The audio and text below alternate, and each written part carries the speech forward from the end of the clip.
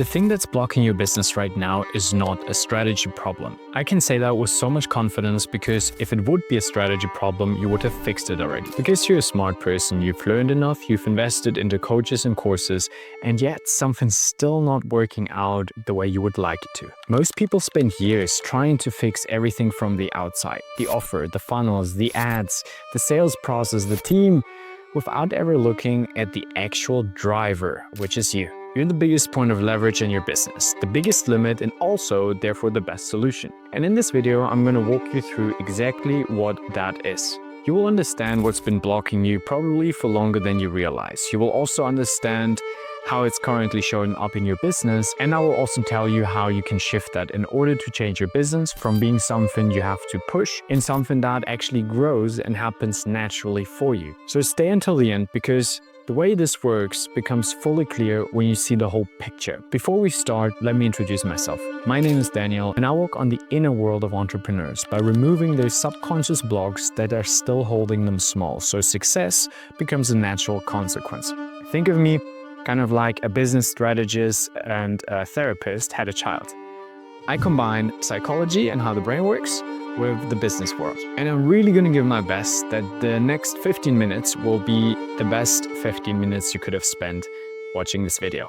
I want to share a story with you that changed my life forever. A few years ago, I was in a room with a group of entrepreneurs. And these were people who built businesses that made a couple $100,000 a year, like 300K, but also some made like just about 50K a month. Some made 100K a month. And some even completely stopped making money because the way they've built their businesses didn't work out the way they wanted to. So we all were at different levels, but we all had one thing in common. We struggled with very, very similar topics. And you are probably doing the same. We all back then had the opportunity to learn from someone who charged about $6,000 an hour and someone who worked with actors, musicians, Formula One drivers, people who were really in top of their field. And we had basically the privilege to learn from him about money. And the first question he asked was, why would we want more money? And I remember when I asked myself that question, I just thought like, well, Ferraris and watches and experiences and private jets and women. And then he asked another question that just kind of like made me go really quiet. And he asked, why have you not done that already? And I remember we all looked at each other in the room and he said like, well, you guys all earned money. You could have all enjoyed your life. You could have traveled, you could have had women, you could have had watches. So why have you not done that? And in that moment, I didn't know what to answer, but I started to immediately feeling sick. And later down the line, I realized and learned that that was my subconscious reacting on a physical level on something that was present for me emotionally. And my first response was kind of like, I haven't made it yet. I am not ready enough and I could take that money, invest it more into education and then make more money. And then potentially in the future, I might allow myself to experience my dreams and pictures that I truly had on my vision board back then. And in that moment, it felt like there was a window, a space opened up that allowed me to see clearly what was actually happening. My entire existence of my business was built around putting myself last. I've been building an identity based on the foundation of sacrifice, suffering, long nights, pushing hard, and growing my agency business. So how I actually felt, what was important to me, just didn't matter. It was there for later. Joy is for later. Rest is for later. To actually take time for myself, I can do that when I'm older, when I've made it. I always thought that's not for me. I'm a business guy. I execute. I push hard. But in that moment, working with that mentor, something clicked. This is how you work, Daniel. I understood all that suffering, all that pain that I was consciously choosing, obviously, because I obviously wouldn't want to choose rest and joy and fun and exciting experiences. I wanted to suffer. I wanted to sacrifice, believing that's how I have to live in order to become successful. And then he said one line that I will also never forget. He said, why would your brain support you in making money if it does not make you happy? Something genuinely shifted inside me. It felt like there was so much weight falling off my shoulders. I could just have space to breathe. I could just have space to breathe and feel empowered. There was just so much lightness, so much ease. And then out of nowhere, like this genuine excitement of like, man, I could build my business. And maybe you remember the moment when you first started out, when you first had your dreams, when you first had your pictures, before that feeling of pressure, that tightening feeling around your chest came in. In that moment for me, it was like I let go of everything and I could have space to be actually excited to grow my business further. I felt that freedom of choosing who I want to be and how I actually want to operate, because the way I operated was based on conditions coming from my parents, from school, from my friends around me that I grew up with. But I had the freedom to consciously choose, and you have that all the time. But what I learned later down the line is that the subconscious is so strong that it's hard to actually break out of it, even if we intentionally try to do so. So I started focusing only on things that brought me joy, things that fueled me, things that were supportive for my vision, things that felt true to me. I used the contacts and relationships I already had, and I provided value that naturally came out of me. I wasn't forcing myself to do things that I didn't like, believing I had to do them. I let go of it. That belief that just shifted. It was not even accessible anymore. So just by providing value that came naturally out of me, the natural consequence was that people felt attracted to my service. People were speaking about me. And money, for the first time in my life, stopped feeling like something that I had to chase. It became just a natural consequence and it felt effortless.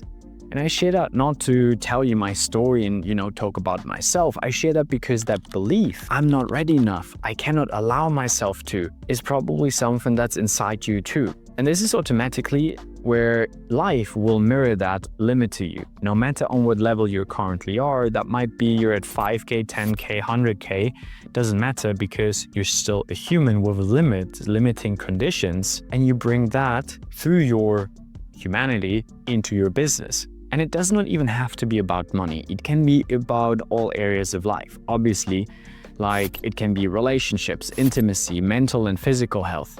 Like if you're struggling physically, that's also your body mirroring a topic that's inside you that you're not looking at. So here's a principle that changed my life, and I'm currently using it with every client that I work with. Your outer world is a mirror of your inner world.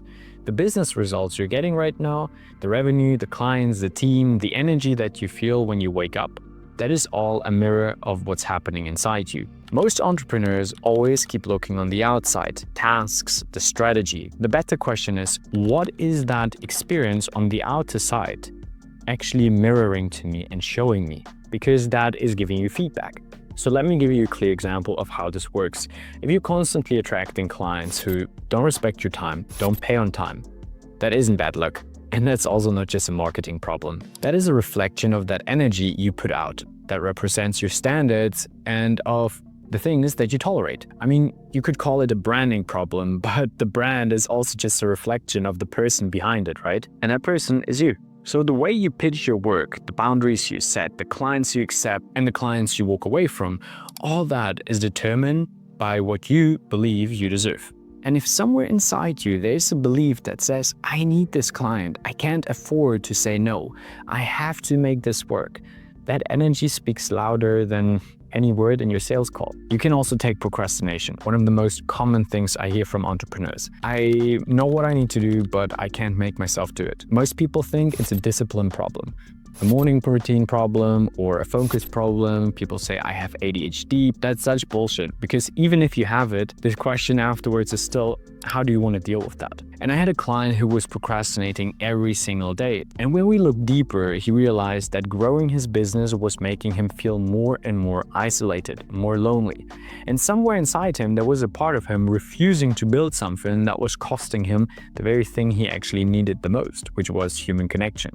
So obviously, he procrastinated. Not because he was just a lazy guy, he actually was quite successful, but because he was unconsciously protecting himself from a life he did not want to live.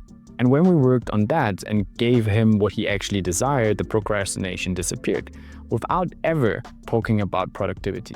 So this is what I mean when I say your business problems are personal problems, just, wrapped around in a suit. So the revenue plateau, the team that does not perform, the sales calls that you don't sign, the constant feeling of being held back by something that Whenever you made 2 steps forward, you're being pulled back 1. These are not business problems. These are all reflections. And the moment you learn to read them and shift what's underneath, everything outside of you will change as a natural consequence, and it will feel effortless. Not because you work harder, not because you push harder, but because you stopped working against yourself and learned to deal with that inner system inside you. I want to share with you 3 people and their situations because I think you're gonna recognize yourself in them. Pascal came to me working 80 hours a week. 3 business partners, saying yes to every opportunity, taking every sales call, setting even meetings for his sales calls. So he kind of did everything. He was pale, he was stressed, he was running on coffee, he was completely exhausted. He did not really live, obviously. And he believed he had to push harder, work more, work longer in order to feel worthy to receive success. So when we started working together, the first thing I actually was addressing with him was not his sales process or his schedule. It was how disrespectful he was treating his own energy. He had so many different business partners that he was ripped apart, obviously, and thought he would be a high performer because of that.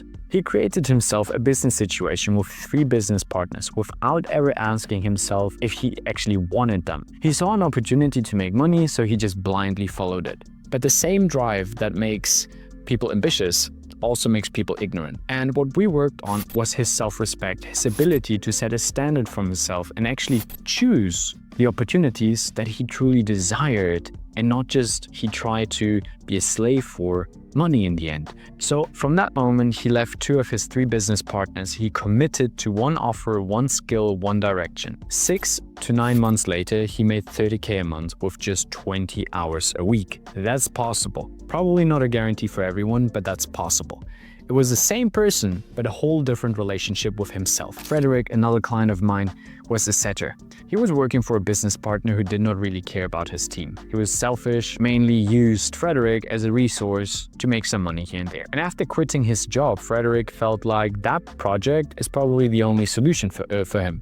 And out of desperation, he just stayed and put his head down, which obviously felt freaking fucking disempowering because working 13 hours a day for almost no money wasn't really worth it. He was living at his dad's place, scraping 1.5K a month together, and his whole system when he woke up was just running on fight or flight. The principle we worked on was quite simple. You're not being paid for the amount of work you do, but you're being paid for the amount of value you actually provide, which has a lot to do with self-value, actually improving yourself and who you are and who you also believe to be. So Frederick was pouring enormous effort into a situation that was never going to reward him. We first focused on letting go of the toxic business he was working for, then on positioning him into an environment where he could actually grow in his value, companies and circles where his value would be actually recognized.